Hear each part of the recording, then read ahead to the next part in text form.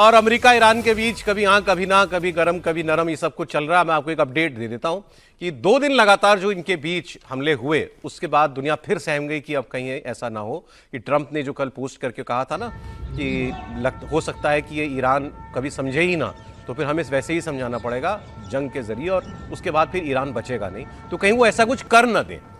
लेकिन अब ये तस्वीरें आई हैं, देखिए राजधानी तेहरान में ईरान में बहुत जो बमबारी हुई उसकी तस्वीरों से लगा भी था, एक बार पूरी दुनिया परेशान हो गई थी कि भाई कुछ तो यहाँ पर अब बड़ा ट्रंप करेंगे। तो हॉर्मुज से भड़की जंग की ज्वाला तेहरान तक ऐसे पहुंची। इसकी शुरुआत हुई थी सिंगापुर के एक कार्गो शिप पर हमले से, लेकिन राहत भरी खबर यह है कि ईरान और अमेरिका फिर से शांति के रास्ते पर चलने को तैयार हो गए। अभी फिलहाल अमेरिका और ईरान के बीच कल कतर की राजधानी दोहा में एक शांति वार्ता होगी, और मार्को रूबियो विदेश मंत्री अमेरिका के दोहा इसके लिए पहुंच भी गए हैं। इस हाई लेवल मीटिंग का मकसद टकराव से उपजे इस नाजुक दौर के बीच जो एमओयू हुआ है इनके बीच, उसको बचाना है। कतर में होने वाली बैठक स्ट्रेट ऑफ हॉर्मुज सेंट्रिक है, ये इंपॉर्टेंट है। आपको बता दें कि इन दोनों देशों को जो है एक्चुअली इनकी मीटिंग होनी थी ईरान के न्यूक्लियर प्रोग्राम के ऊपर, उससे पहले दोबारा उलझ पड़े, तो अब ये, और वो मीटिंग होनी थी स्विट्जरलैंड में। अब ये तय हुआ कि अब ये फॉरेन मामले को संभालना पड़ेगा, तो अभी कतर में ही मिलो, तो दोहा में मीटिंग होगी, और इस बार मीटिंग केवल स्ट्रेट ऑफ हॉर्मुज को लेकर होगी। आप कहेंगे स्ट्रेट ऑफ हॉर्मुज को लेकर के क्यों, वो तो एमओयू में है। एमओयू में जो भाषा लिखी गई है स्ट्रेट ऑफ हॉर्मुज को लेकर के, वो दोनों देश अपने अपने तरीके से इंटरप्रेट कर रहे हैं। ये झगड़ा है इस वक्त का। ईरान, स्ट्रेट ऑफ हॉर्मुज को ईरान को लेकर ये कहा गया कि ईरान वहां सबको सेफ पैसेज देगा, सारे जहाजों को, और इसके बदले में अमेरिका ब्लॉकेड हटाएगा। अब सेफ पैसेज का मतलब ईरान ये मान बैठा है कि अब यहां मेरा कब्जा है।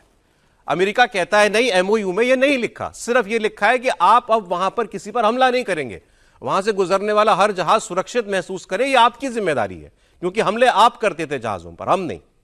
तो इस इंटरप्रिटेशन में जो मतभेद है, इसको ही दूर करने के लिए कल कतर में बैठक होगी। लेकिन अब ये न्यूक्लियर से भी बड़ा पेचीदा मसला हो गया है, क्योंकि यहां पहले खूंटा गाड़ दिया ईरान ने।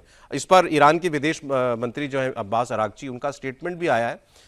उन्होंने कहा कि अब इस बात को, अब उनका मतलब भाव यही है, भूल जाइए इस बात को कि अब ये कोई फ्री ट्रैवल पास यहां से किसी को मिलने जा रहा है।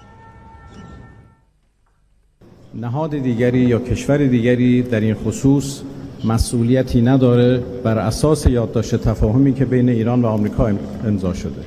هر گونه دخالت در این امر، هر گونه تلاش برای اتخاذ ترتیبات جدید یا جداگانه نسبت به آنچه که توسط جمهوری اسلامی ایران در جریان هست، تنها منجر به پیچیده‌تر شدن اوضاع و تأخیر در بازگشایی تنگه هرمز خواهد شد و ضریب تنش رو بالا خواهد برد.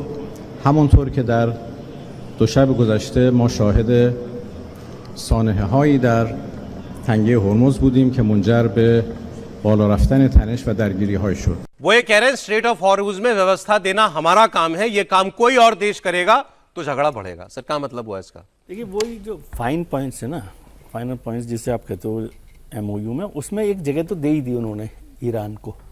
जब आप ये कह रहे हैं कि ये आपकी जिम्मेदारी है कि आप उनके लिए सेफ पैसेज दें, तो इसका मतलब हुआ कि उनका इलाका हुआ ना, सेफ पैसेज वो दें, ये जिम्मेदारी क्या है? या तो ये कहा जाता है कि भाई इसको खोल दीजिए, खत्म कीजिए, बात खाली कीजिए।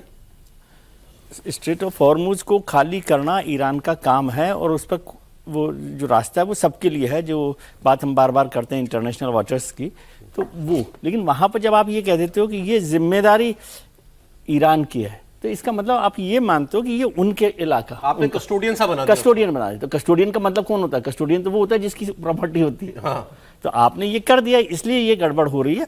और वैसे मैं बताऊं, वो नहीं भी लिखते ना, अमेरिका ने ईरान के मुंह खून लगा दिया है कि ये कल तो भी हम लोग बात कर रहे थे। तो ये तो असली काम है कि भैया ये तो हो रहा है। अब इनको इमरजेंसी मीटिंग बुलानी पड़ी, मार्को रूबियो उसको, अब वो कतर में गए, तो अब वो न्यूक्लियर वाली बात तो अभी बड़ी लंबी चलनी है, वो तो अलग है, और उसमें तो महीनों का वक्त लगना है। उससे पहले ये मामला सुलझे, वरना ये फिर अब फिर सर एक बार प्लीज चेक कीजिएगा ये तेल के दाम और वो सेंसेक्स, पता लगे ना हमारा देश कैसे रिएक्ट कर रहा है इस पर। सर ये तो बहुत मुश्किल लग रहा है कि एक दिन लड़ाई एक दिन दोस्ती, एक दिन लड़ाई एक दिन दोस्ती, और ये जिस तरीके से कहा गया था कि भाई अब बहुत आराम से और बहुत अच्छे से ये इनका शांति समझौता हो गया और लंबे समय तक चलने वाला है, और कई ऐसे मुद्दे थे जो उसमें सुलझे नहीं थे। मुझे लगता है इस पूरे मामले से इजराइल ने जिस तरीके से राहत की सांस ली है, आज ये कहा जा रहा है कि अभी आगे से नहीं होगा, लेकिन इससे कोई गारंटी नहीं है। स्ट्रेट ऑफ हार्मुज को लेकर अभी भी ईरान जिस तरीके से अड़ा हुआ है कि उस पर उसका कंट्रोल रहेगा, उसके ऊपर टैक्स लगाएगा। अमेरिका अपना वहां पर जिस तरीके से हित देख रहा है ईरान के अंदर, समझ में नहीं आ रहा है कि अभी क्या रहेगा। कल फिर इस मामले को लेकर लगता हो सकता है कि युद्ध शुरू हो जाए, लेकिन जो भी हो मुझे लगता है दुनिया के तमाम देशों को इस मामले में हस्तक्षेप करना चाहिए और ये ट्रंप को भी समझाना चाहिए और ईरान को भी समझाना चाहिए कि अब वो स्थिति अपनी स्थिति नहीं हो। आप ऐसे दो लोगों के लिए कह रहे हैं और कह रहे हैं वो समझ जाए, लेकिन सर अब नहीं समझ रहे तो कोई तो दबाव डालना पड़ेगा।